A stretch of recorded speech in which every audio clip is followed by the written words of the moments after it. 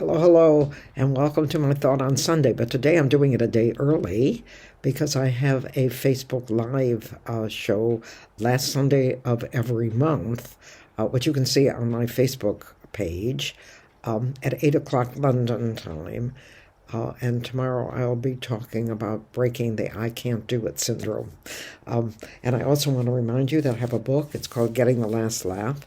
And I thought it was about how I started comedy, but as I reread it, which I have several times because I keep thinking I've got to fix it, it's actually about making your dreams come true.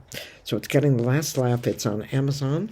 I'd love somebody to buy it because I want to be able to afford a cup of coffee. But today what I'm going to talk about is the big stink about unisex toilets. In London, there's a place called the Vauxhall Tavern that has had unisex toilets forever, and I don't really see personally, I don't see the problem. But it's a big thing to people, and it's a big source of anger. The Phoenix Artist Club now has unisex toilets, and I think that's a step in the right direction. In our house, we didn't have a separate toilet for my father. The rest of us were girls. Can you imagine a man in a house with one bathroom and three women? I mean, the poor man, he probably had to go out the window. But we didn't have a unisex.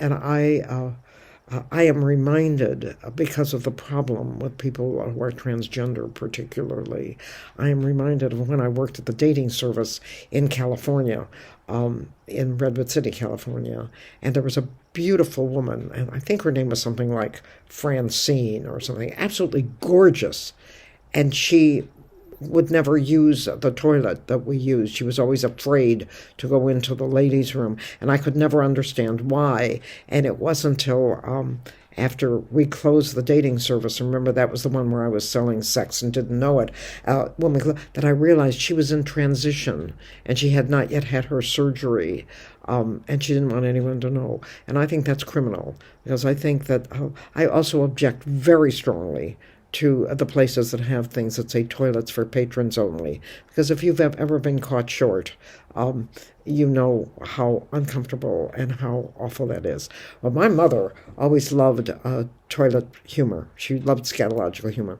And so I'm going to be doing a lot of stories that are scatological, so you can tune out if you, like me, don't particularly like toilet humor. But that's what it is. When I was 16 to 18 or 19, I worked at the Jewish Community Center, and it was called the JEL in Toledo, Ohio. And those of you from Toledo that are watching, you'll remember the old JEL. It was in a terrible neighborhood, I remember. And the bathroom that we used to toilet the children was the men's bathroom, and it had a urinal. And I had never seen a urinal before, and I thought it had a pipe across it that dripped. And I used to think, what a terrible way to wash your hands, because I didn't really understand. I didn't really understand. So that was the first time I'd ever seen a male toilet. I didn't realize that there had to be a difference. I knew because I got an A in biology that we were built differently, but I didn't realize that you had to go to the toilet in a different place. I learned that very quickly when I helped with the children.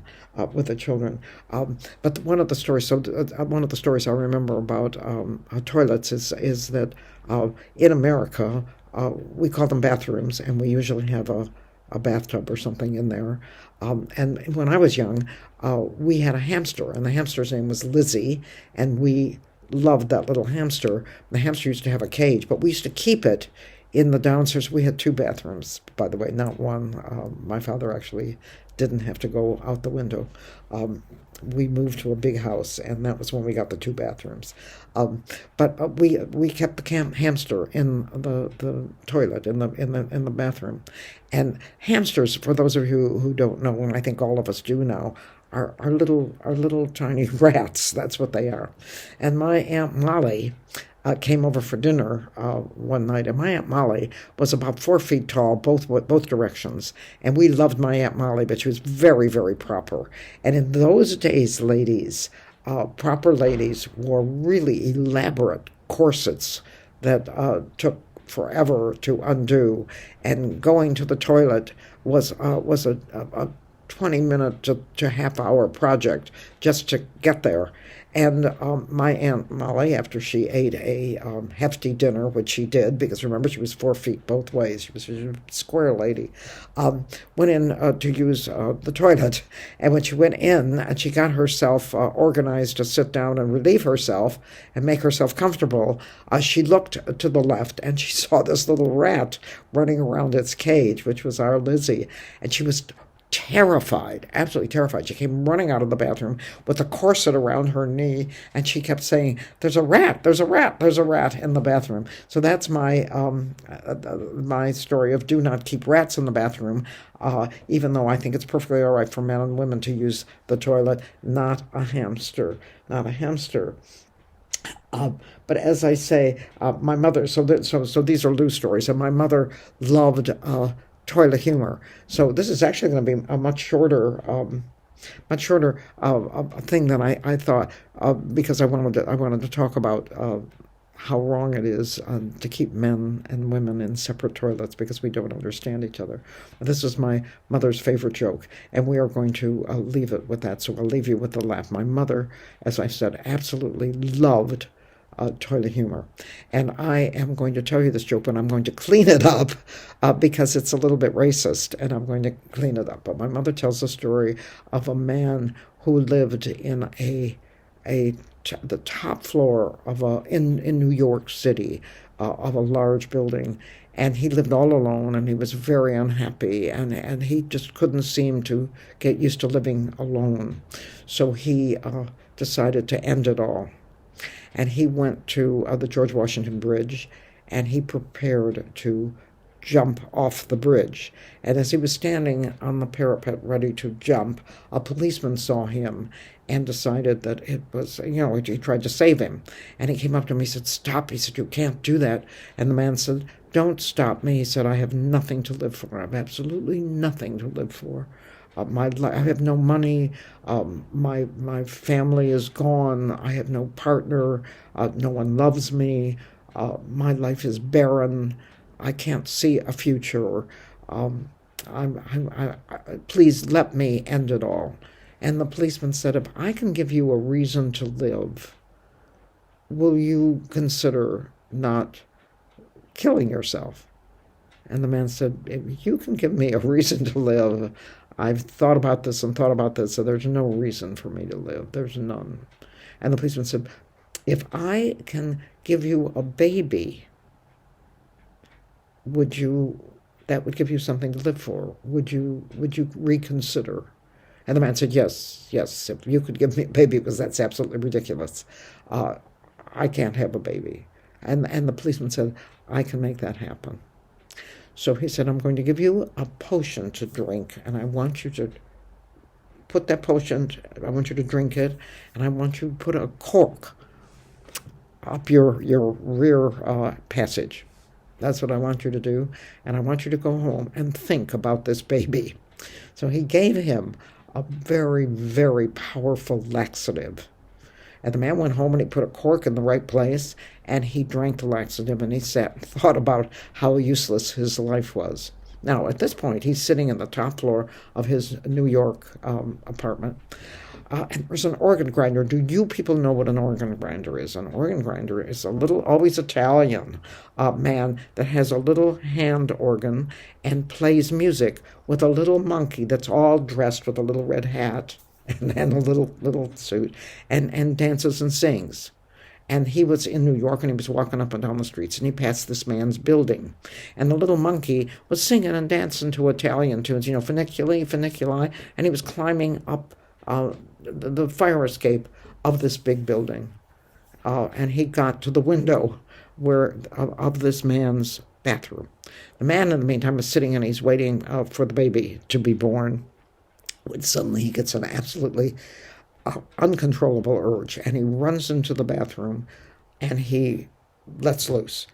And he's completely evacuated. And the monkey, in the meantime, had been sitting on the window watching the man, and the cork, remember the cork, flew out and hit the monkey.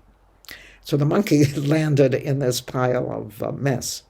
And the man, when he finally came to, looked around, and it was just that the place was covered with feces, and he dug around it, and they dug around it, and finally he found the monkey, and he pulled up the monkey, who was unconscious, and he shook him, and he cleaned him up, and he said, "You're stinky and you're ugly," he said, "but you're mine, all mine."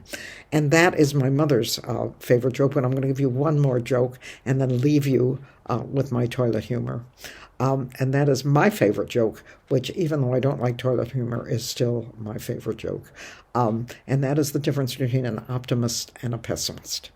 A psychology professor was lecturing to his class about the difference between an optimist and a pessimist. And he said, the best way to learn it is to actually see the difference between an optimist and a pessimist. Then you will understand and you will recognize it when you finally have patience, and you will recognize the signs. He said, "I'm going to show you the difference." And the entire class followed him. He said, "Follow me. I'm going to take you to see a pessimist." And he walked into a room where there was a little boy sitting and surrounded by the most beautiful toys you have ever seen. And the little boy was crying. And the professor said to the little boy, "Matthew, why are you crying with all these wonderful toys?" And the little boy said, "I'm so afraid to play with them. I'm liable to break one. What will I do if I break one?" And tears were pouring down his face. And the professor turned to his students. He said, that children, boys and girls, men and women, sir, is a pessimist. I am now going to show you an optimist. And he took him to another room. And in this room, he opened up the room and the door, and there was horseshit all the way up to the windowsills. And there was a little boy in the middle who was singing and laughing and throwing this horseshit all over the place. He was just throwing it and singing and laughing and digging. And the professor said to him, "Michael," he said, "why are you so happy?" And he said, and the little boy said, "With all this horseshit in here, there's got to be a pony somewhere." And that is my favorite joke, and always remember to look for the pony. I'm going to remind you again that I have a book. It's called Getting the Last Laugh. I want to thank you for joining me for this descent into the scatalogical. It's something I won't do very often, I assure you, because I don't really like those jokes, but they are funny. And I hope to see you next Sunday, on Sunday instead of Saturday. Thank you so much for joining me.